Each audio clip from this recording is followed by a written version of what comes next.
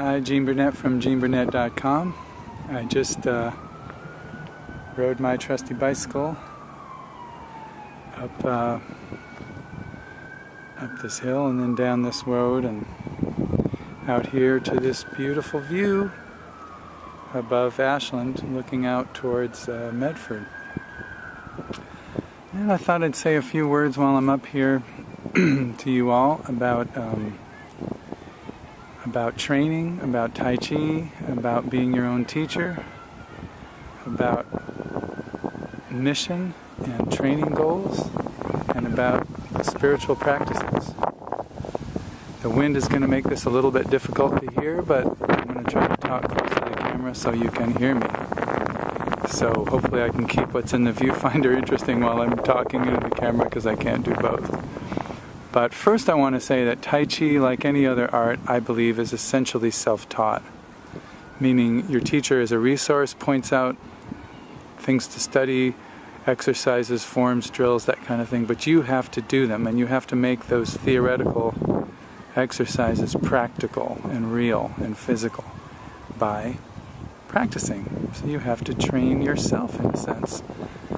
So to be a good student, I think you have to listen to your teacher, and you have to do what they say, and you have to trust them a bit, but you also have to be your own teacher as well, and that means that you have to pay attention and listen to your own body and notice the results you're getting from what you're doing. And it really, really helps to be your own student if you have some clarity on what your mission is. What are you here to do on this planet? What makes you feel the most alive? What makes you feel the most like yourself? What really gives you that yes feeling? And you could look at several activities in your life that give you that feeling and try to figure out, what do they have in common? What is the one thing that really is the essence of why these things make you happy, why you enjoy them? A mission is usually an abstract statement in maybe one or two sentences at the most. It's not a complicated thing. The complications come when you elaborate and explain and try to make it, more of a fleshed out thing. But the mission itself is pretty simple. If you have a mission, then you start to formulate training goals, ways to reach that mission, ways to enact and embody that mission. And then you can ask yourself, does this exercise, does this art, does this teacher, is the way they are training me, what is this thing I'm doing, does it further those goals or not? If not, get clarification from your teacher or from another teacher, or stop doing those exercises. Find yourself something that you can do that, advances your training goals. My mission in life is to practice and teach and live Tai Chi as fully and deeply as I can without using force. And by Tai Chi I just mean unforced balance. I want an unforced life, a life I don't have to force myself to live. I want a job I don't have to force myself to go to. I want a partner I don't have to force myself to hang out with, etc. So practicing that means to come up with activities and trainings, practices, arts, whatever, that further that goal. And teaching, of course, is to encourage that in other people. And living it is when you're not practicing or teaching, you're just in the moment living your mission, which in my case is that unforced, balanced state. So I really have three essential, maybe four essential, what I call spiritual practices, where I work on my mission. And to me, a form and a ritual, or forms and rituals, do not make something a spiritual practice. Those are just forms and rituals. What makes something a spiritual practice to me is that I'm using that form or ritual to study myself, to study my personality, my animal nature, my conscious nature, my unconscious nature, my strengths, my weaknesses, my fears, my courage, my mission, my passion, my talents, my conflicts, my joy, my pain, and through that study aim at the deepest truth that I can find about my relationship with existence itself, with everything. So in that sense, Tai Chi, which to me is the study of unforced balance in a physical kind of martial yoga type setting, music, which is especially songwriting, creation of music, and also the appreciation of music, and relationship, especially my marriage, are my spiritual practices, with nature study sort of being embedded in all of them. So I'm not saying that marriage is a spiritual practice, or that Tai Chi is a spiritual practice, or that writing songs is a spiritual practice.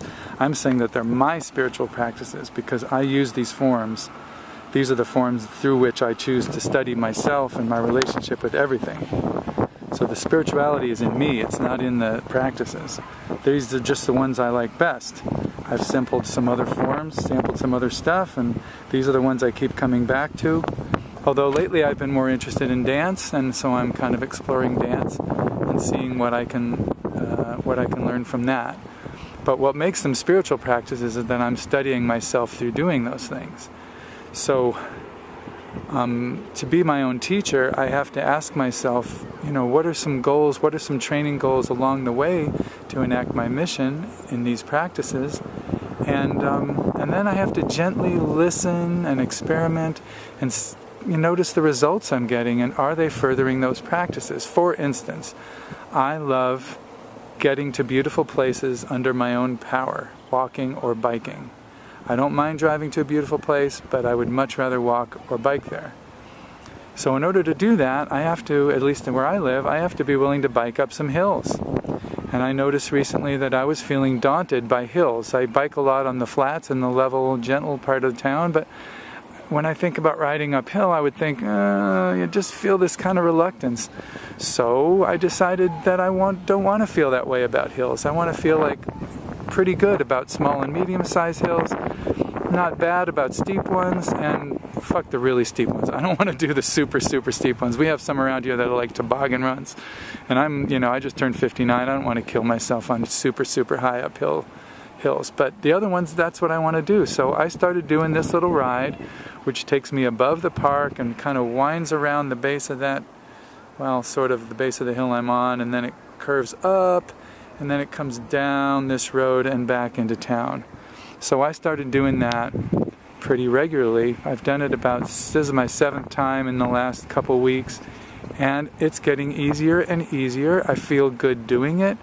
It gets my heart going, it gets my lungs going, but nothing too strenuous or forceful that I have to really, really push myself super hard or strain. I check in with my body the next day, every time I do it. And every time I do it, my body feels good the next day. I feel like I've done a little strain the day before, but nothing serious, so I keep doing it. So it's meeting my training goal of getting to beautiful places where I can enjoy nature, enjoy my body's ability to get where it wants to go under its own power, get some leg strength, get a little cardio in. These things all further my goals of living an unforced life, and I'm checking in with those results and noticing I'm not injuring myself, I'm not killing myself doing this, and my body feels good, feels better for having done it. So I'm going to continue and start going up steeper hills and see if the steeper ones can feel good after a little while. Just gently up the gradient a little bit so I can go more places without feeling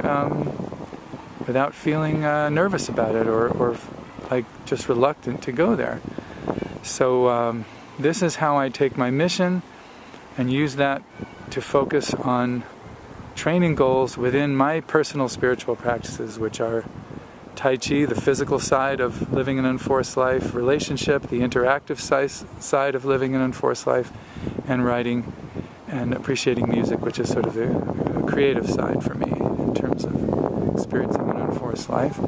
And being my own teacher means that I have to check in with myself and notice if my ways of doing things, if my training is getting me what I want. And it is, so I'm doing it. So you too can be your own teacher. All you have to do is get clear about that mission and find some activities that you enjoy doing and then examine them in the context of, do they further my mission? Do they further my training goals within that mission? And voila.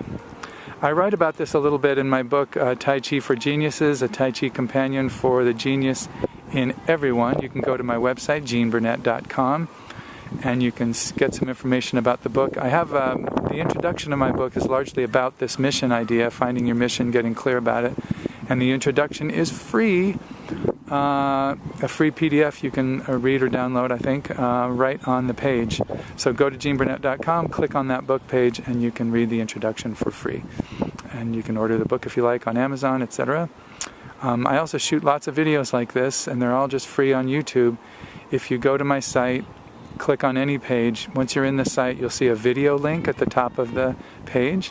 Click on that and you'll get a little menu that'll show you some, it'll link to my YouTube channel, but also some blogs that I set up to make my YouTube videos much easier to navigate. Way easier to watch them on the blog than it is to watch them on YouTube.